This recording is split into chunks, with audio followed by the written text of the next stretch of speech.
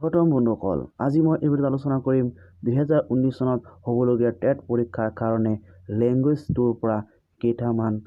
most important question বাছি উলিয়াইছো যিটো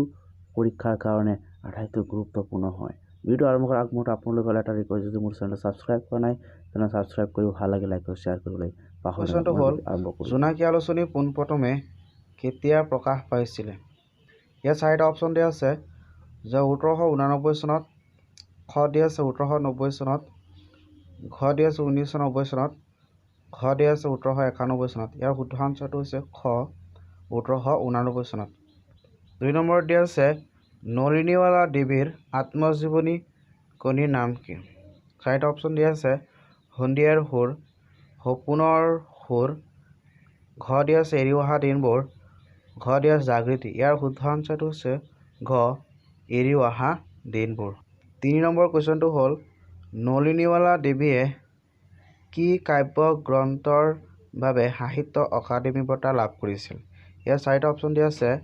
খ দিয়া আছে অলকানন্দ খ দিয়া আছে জাগৃতি ঘ দিয়া আছে পৰশমণি গ আছে দেৱতা ইয়াৰ শুদ্ধ আনসাৰটো হ'ল খ অলকানন্দ 4 নম্বৰ প্ৰশ্নটো হ'ল যে সাহিত্য অকাডেমি বঁটা পোৱা প্ৰথম অসমীয়া সাহিত্যিকজন কোন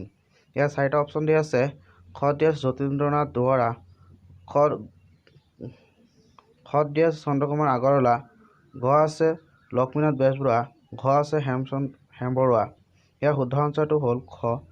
যতীন্দ্ৰনাথ দুৱৰা 5 নম্বৰ কুৱেশ্যনটো হ'ল যে প্ৰথম অসমীয়া বোলছবিখনৰ নাম কি ইয়াত তিনিটা অপচন দিয়া আছে প্ৰথমত দিয়া আছে লবিতা খ দিয়া আছে জয়মতী গ দিয়া আছে ইন্দ্ৰমালতী ইয়াৰ শুদ্ধ আনসাৰটো হৈছে খ জয়মতী